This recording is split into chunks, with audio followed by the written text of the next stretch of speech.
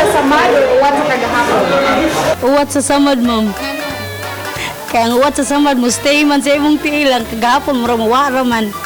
Para na ko kay uwat sa samad kay pwede raman siya mawala. Then kung pilion po na ko nga uwat sa kagahapon kay namang ko'y part nato nga di na to malimtan pero may mo na lang siyang part nga lesson sa tong life.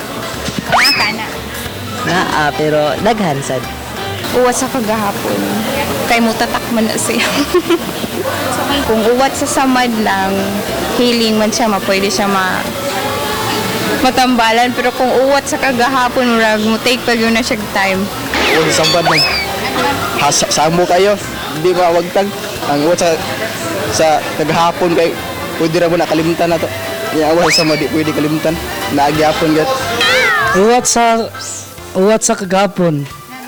Kang first love nung mga nakakuha niya, masakitan man ka, magpabilin man to. Kung first gugma ni mo nasakitan. Sakitan gyapon. Di man kita mapapas kay mo to first. Man!